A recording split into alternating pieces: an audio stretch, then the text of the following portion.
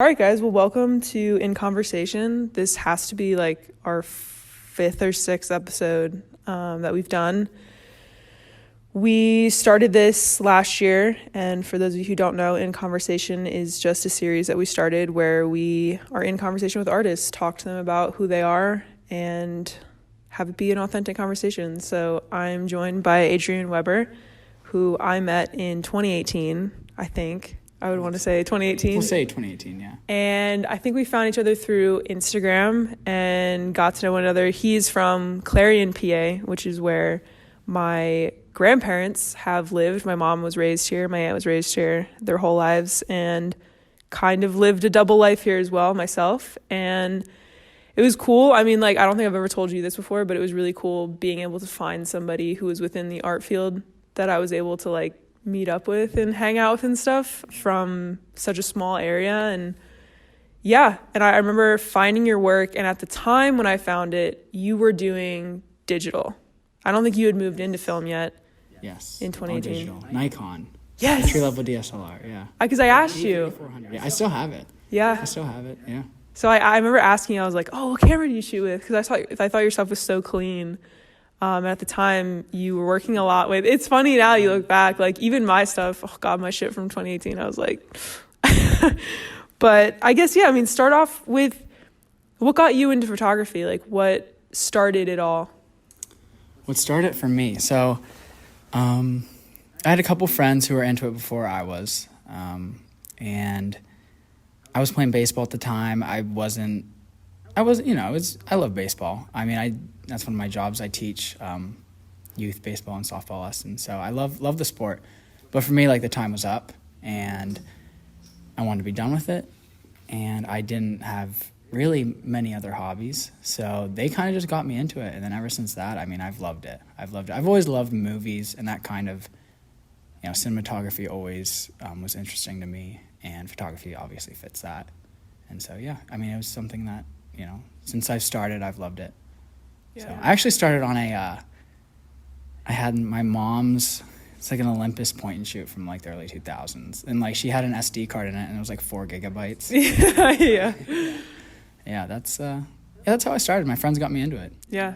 That was like the same with me. It's weird how I don't know everybody, but most photographers that I've talked to, we all started kind of like the same way. I remember when I was younger, my mom had this, I don't know if it was hers or if it was mine, but I started with this like pink Nikon power shoot or something like that from the early 2000s. And I would just go outside and I would take photos of like stupid birds or like rocks or something like that. And of course, when you're younger, you show your parents and they're like, oh my gosh, this is like the greatest thing since, I don't know. And that's what I initially started with. And then I remember my first like legit camera that I thought was so cool was a T3i, which you look back at like your early cameras and like where I'm at now, I'm like, oh, it's such a shitty camera. But it's really, I mean, you learn about this a lot in interviews and stuff, but you always hear people say like, oh, you don't need the most expensive equipment to like get the work done. And I look back and, I shot with that T3i for all of those years. And I'm sure you had a camera that you worked with for a long period of time. And I remember when quarantine started specifically, because, we're not post-pandemic now, but we're a little bit back to normal. And that really put in perspective that I really loved photography, is when I had all that time to myself and I was using this camera that I had such a hatred for all those years. And because, I mean, going back a little bit, and we'll touch on this with you, is like, I got into film in 2018, probably around the time that I met you. And for those past few years, like, I had always seen people posting stuff on Instagram and their stuff was amazing, and I always wanted to like be that good. So I think there was a part of me that when I took photos, I would try to emulate that in some way, and I knew it wasn't coming from an authentic place. And I created this like hatred for digital, and I was critiquing everything I was doing. I was judging it. I was retaking. I was editing photos. And film allowed me a platform or a space that I could pay more attention to what I was taking photos of in a way that I couldn't do with digital. I had to respect each of the frames and understand that I only had so many. And also with film, once you take it, that's it. You don't get to go back to it until it's developed. So for you, when did you get into film? Because I remember with your Instagram, like I noticed the change and when it started and stuff like that. But what got you into that medium and how'd you change? Yeah, shooting digitally. So I guess the way I am generally is like clutter, is not my thing. So I was taking a lot of pictures and I wasn't getting to all of them, and I'd take, 50 pictures of the same thing. Mm-hmm. And the approach to it, I wasn't enjoying. To this day, editing's not my favorite. So whenever you have 1,000 images to look at after a weekend of shooting, it's a lot. It's just a lot for me, like a lot for me to handle. And going into film helped me out with that naturally by just taking less. And I was experiencing that while I was shooting digital, so I wanted to be more intentional with it. I was like, I can't look at all these images, and because I wasn't getting anything done. And then once I moved into film, I take a lot less pictures, and just like having less pictures for me, like the approach, I would take maybe 15 pictures in a day. Mm-hmm. Even I go back to my trips, I look through my hard drives, I'm like, man, I only took like 50 pictures of Boston. Mm-hmm. Like that's crazy. But like I have like 15 images that I really, really like. Yeah. So yeah, for me it makes sense from less of a aesthetic point of view and more of like a functional point of view, to where like, yeah, it just fits me. It fits my style, fits how I shoot, fits how I approach the art form. So yeah. Well, I think something that I found fascinating is you were talking about earlier, that a word you've been using a lot lately, especially with your work, is intentionality. So explain that a little bit. Yeah. So I can take many pictures of you sitting here, many angles. There's a lot more thought now into like what's the best option to do that, and then getting one image that I know I'm gonna like. Because with film, you can't look at it. You can't look at it right away on a screen. So setting up the image, creating more of like an environment, like instead of taking pictures, you're making them. People love to say that, but it's true. You more so make an image when you shoot on such a limited, I guess not limited, but more tactful medium. So yeah, definitely the intentionality behind it is really important, and I talk about that a lot. Mm-hmm. And yeah, that's like my word, and a lot of people do talk about that, and it's true. It's one of the best parts about the medium, and I think my skill got better just by changing the medium I was shooting on. So yeah, it just makes sense to me. The intentionality behind it, something I was searching for, and I found it with film. Yeah, well, I mean, the same kind of thing, like exactly what you just said. For me, that moment happened when we went into quarantine. And I've explained this to you before, and a lot of people in my life know about it, but before quarantine, my life and my work, I don't even know how to explain it, but it seemed like it wasn't even something that I cared about. Like, I guess I can say that now at the position that I'm in, but back before quarantine, I was a very busy person. Like, that's just what I did. I would fill my schedule without even noticing that I'm filling my schedule and all this kind of stuff. And I would be busy all the time, and I wouldn't have time for myself. And like, it was as soon as quarantine started where I realized, because like I was living my life normally before this. I didn't think anything was wrong with me or my life. And once I was kind of forced to be within my house and like actually be able to look in the mirror and be like, what do I need to change in any aspect of my life, was very beneficial to my work.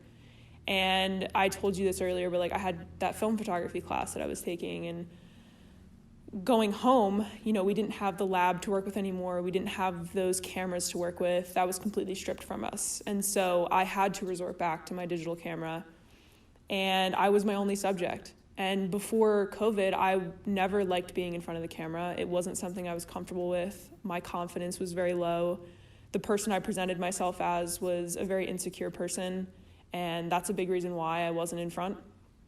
And so becoming my own subject, weirdly, not in like a cocky way, but made me more comfortable and made me more comfortable with my work. So going throughout 2020, and as I get up to this release with my book and stuff, I notice how my work improved when I actually had more of like an authentic, like intentionality behind it. I was intentionally taking photos, and I had an intention when taking them.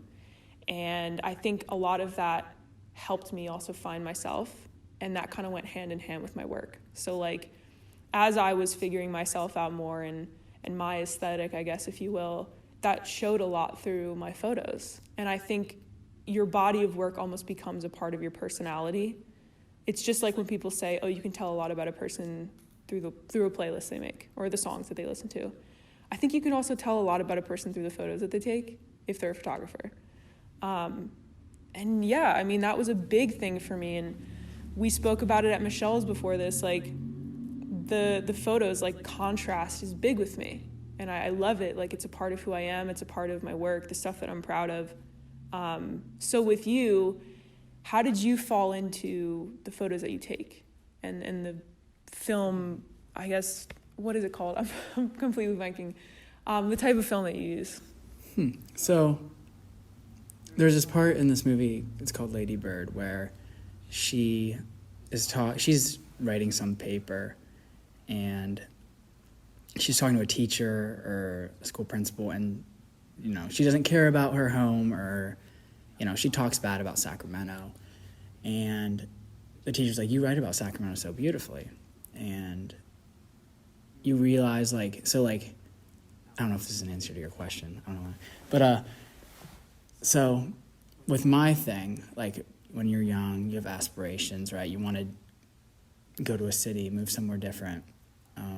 I realized that I take pictures of, like, my area very carefully. Mm-hmm. And even though Lady Bird, she had someone tell that to her, like, but you write about Sacramento so wonderfully. I realized that I take pictures of my home very carefully. So finding that and, like, oh wow, I do care, you know, unconsciously about, like, my surroundings, which is a cool point to bring up. But yeah. As far as, like, type of film goes, like, I like experimenting with that. Obviously, everyone loves portrait. I also love portrait. So I love oranges and things like that. And we have beautiful sunsets here, like, you know, anywhere else. But yeah, the type of film, I guess I don't think about that too much. Mm-hmm. Whatever's available, I'll shoot. Like, my favorite is Portrait 800, and I haven't shot it in, like, 2 years. And, like, I don't really think about that much. I just bought Portrait 800, so I'm really going to enjoy that. I saw that huge box. I cashed out. Yeah. I really cashed out. But, yeah, I'm still in, like, the experimental side of it as far as, like, gear goes. Like, I'm still learning about cameras and, like, the tools and the film. And, you know, I'm in the middle of that right now, and I'm learning, like, oh, like, I'm not going to use this type for this setting and things like that. But I guess my favorite would depend on what I'm shooting. Mm-hmm. But yeah, it definitely depends on the setting. Yeah. But I think you brought that up beautifully. Like, that was a point that I really wanted to talk about, was like, so for me, being someone who is not from this area, who grew up completely, and I sent you this voice message the other day, who, you know, I have grandparents here, I have relatives here, but I didn't grow up here the same way that you did. I don't view it the same way that you do. It's so cool for me to see your photographs because you're documenting, like, exactly like you said, very carefully. You're documenting your hometown in such an intimate way that, you know, for me, growing up and especially being here, I knew there was a beautiful aspect to Pennsylvania and to Clarion, especially this part of PA, but it didn't stick out until I saw your work. Like, that sounds so cliche or like a very big compliment, but seriously, like, you know, there were parts of me growing up that almost, like, resented this place, or, like, I had trouble understanding, like, why people would live here and stuff like that. But, and I don't mean that in a mean sense at all, like, just from my background and stuff, growing up in a more populated town. But through your work, I've been able to see the good parts in it, the warm parts of it. And, like, exactly what you said, and goes back to the intentionality of it, the carefulness and the intimacy and that kind of stuff of, like, the simple settings that you take pictures of is what I think is so important, and, like, what I admire about people's work. Like, I told you this as well, but just because I'm a black and white photographer, my favorite photographs to look at are in color. And I think with you, you take these beautiful landscapes that almost, like, tell a story within it in such a cinematic kind of way. But yeah, I love that. And I love, like, with your book specifically that you have out, Loud and Clear, that was such a cool experience for me to look at that book, because, you know, I knew I was never going to make like a book about Clarion or be able to document it the way that you did. But looking at it brought me a sense of home and brought me a sense of nostalgia. And no matter where I go in my life or like how old I get, I'll be able to look back at that book and be like, wow, this is like kind of like home to me. This feels like home to me. So with you, I guess, creating that book, because you did it with your partner, Prince, how was that for you guys? Because you were taking those photos without an intention of doing a book, right? Yeah. So how the book came about is, so I started shooting like 2017, early 2017. And we were kind of sitting around and we did some, like I haven't had too many physical aspects of my work. I had a art show, my first art show last year, which was great. And that was pretty much it. But we're doing more now. But we were sitting there, you know, quarantine, you know, not doing much. And we're like, well, why don't we come up with some sort of project to do? And naturally, since we're both from here, we grew up here, we're going to make something from here. And having those experiences so enriched at this point, it was a very natural thing to make, and we already had all the work for it. So we have thousands or whatever of photographs to put in it. And yeah, we just sat down.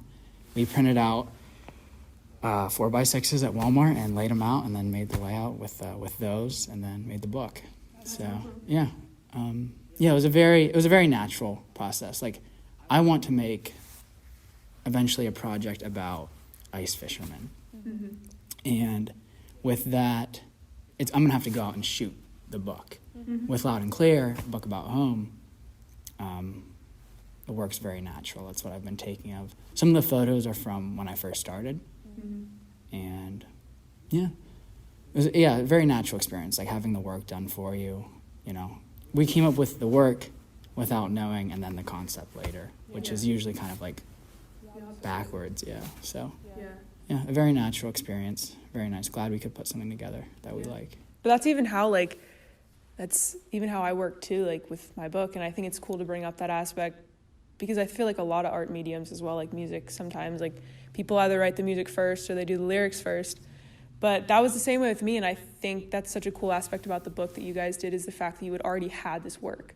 And it wasn't even, because I think, I mean, this may sound weird, but to get your opinion on it too, is I think when you go into a project, like having an intention, sometimes it may not come out the way that you want it to. Like, that's split. Like, sometimes I'll go out and take a photo and it'll be exactly what I want.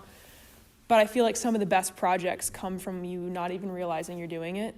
Because when you're going out, like specifically with my book, like none of these pictures, like earlier, because I didn't come up with the concept of the book until September. So it's like, I got my camera in May, which is the one that I shot the whole book with. And from May till September, I was taking photos aimlessly. Just like, wow, this is really beautiful, let me get this. Or, wow, this is really cool, hey, pose this way. And I never in the back of my mind, or never in my wildest dreams, thought like, I want to create a book concept for this, you know? And to have that, and for both of us, to have that be like our first project, is the fact that it came from such an authentic place, is something I'm going to be proud of my whole life, like no matter how many books I come out with. So I mean, for you guys, when I literally had what I was going to say, it just slipped my mind. But yeah, so I guess like with, that's what I was going to say. I'm getting back on track. So exactly what you were saying before about, you know, how you want to go off and do this stuff with ice fishermen. You were talking to me earlier over by the window about how you had been working as like a financial advisor, and then you were just like, I don't want to do this anymore. Like, I want to quit. Did the book that you just made have anything to do with that decision, having that in your physical hands? Yeah, actually, now that you asked that, definitely. So I was still working in finance at the time, and we made it. And through the process, like I was like, oh, this is what I'm doing. Like, this is what I should do. Not everyone. There's many photographers, there's many accountants, there's many bricklayers, but whenever you feel like you should do something, you should be doing that thing.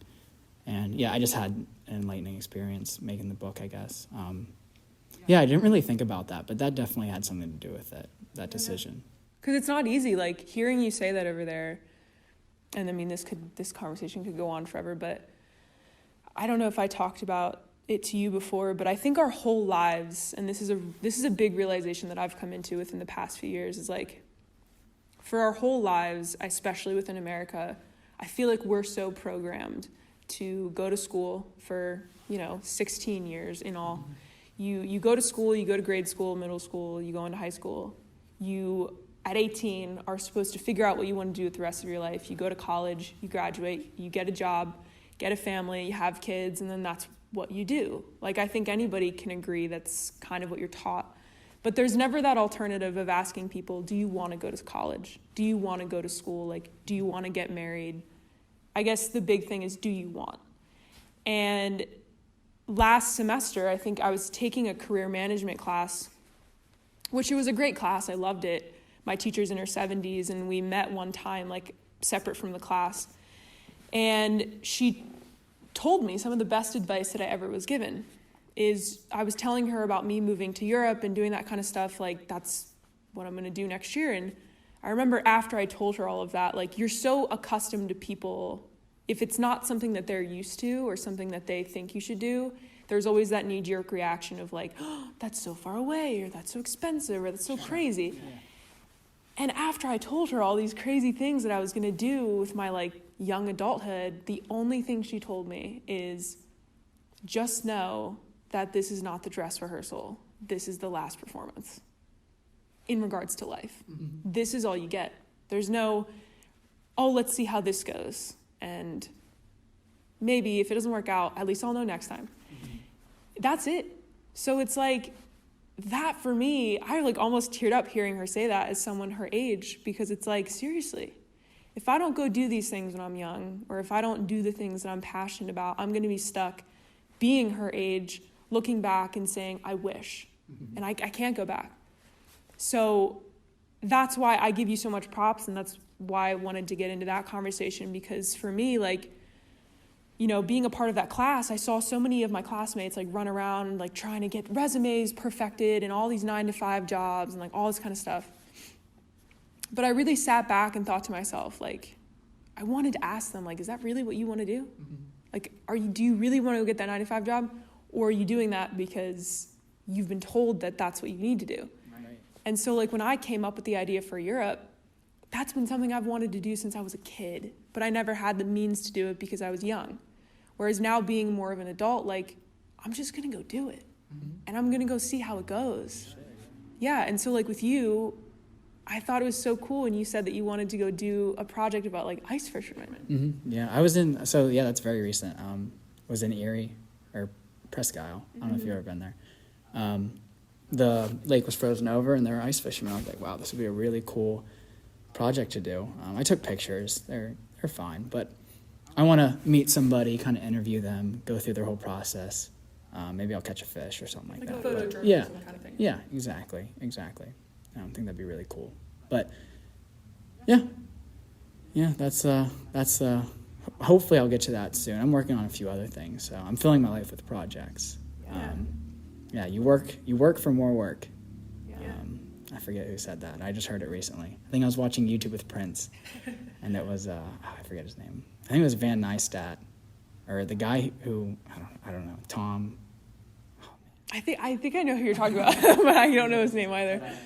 Yeah, that's something that's recently stuck out to me. Work for more work. Yeah. And yeah, definitely agree with that. But I think it's interesting, and like I really give props because I remember like you were, correct me if I'm wrong, but you were studying law in college, right? I was taking law classes. I was majored in finance and paralegal. Okay. So yeah. Yeah. I guess I was studying law. Yeah, because it's funny, like I go back to like our early DMs, and I remember vividly, you saying like, oh, like I'm studying this as like a safety net, which respect, like 100%, do what you got to do to be able to fund your craft. Like never going to knock anybody for that.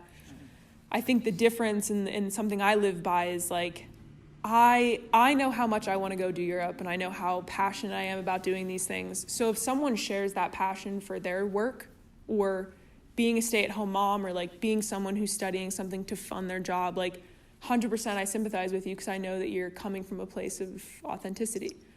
The people that I don't empathize with are the ones that live in fear. and are the ones that, you know, won't do things because of something or create those excuses. And like, I just thought it, like when you said that to me over there, I keep bringing it up, but I just thought it was so awesome that you're like, yeah, like fuck it, I just want to do art, you know? It's free. It's freedom. You got to take advantage of, you know, I'm privileged enough to make a decision like that. You know, I have the support system, and I mean, I'd be silly not to.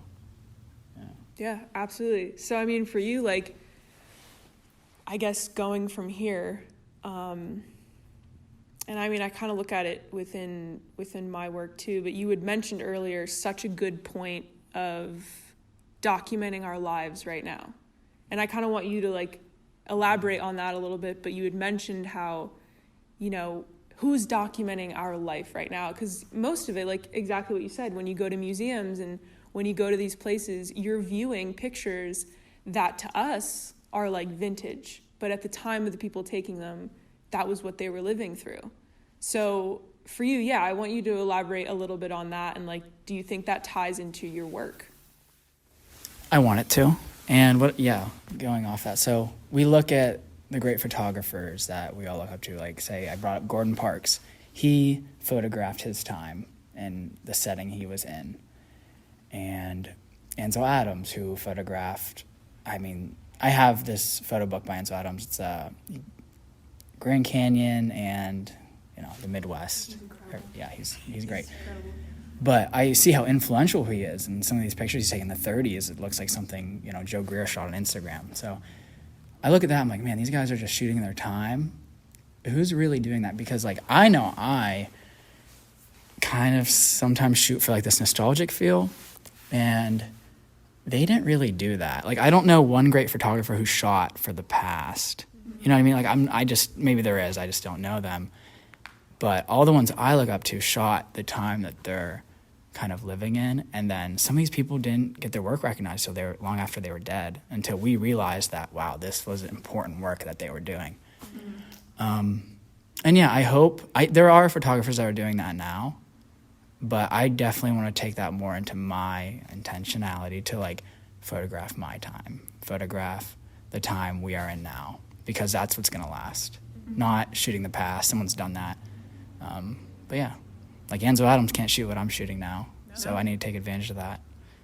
And I personally see that, like, I see that a lot through your work, especially because, so Clarion, like where we are right now and where you live, is this, I always tell people, like when I talk about Clarion, I'm always like, it feels like you're stepping into a time machine in a way, because so like where I'm from, and around New York City and everything, everything's so gentrified and it's so progressive and all this kind of stuff. They're knocking buildings down to create more buildings, whatever.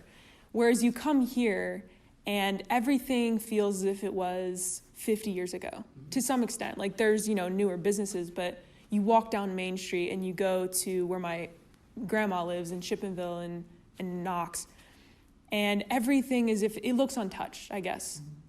And I think that's so interesting, because in your work, and when I look through it, I notice that you are capturing, and the carefulness, it goes back to that, of the work that you're creating is capturing the carefulness and that time of what you're living in, and also what life was like, you know, and the modernness of the life that our grandparents and our parents lived.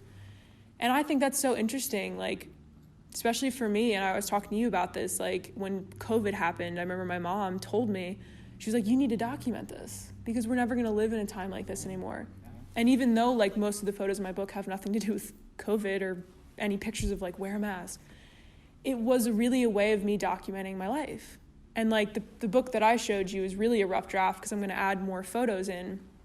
But as I was kind of going through the photos that I wanted to add in the other day, there was a lot of like little memories from last year that I'm never going to be able to do again, you know?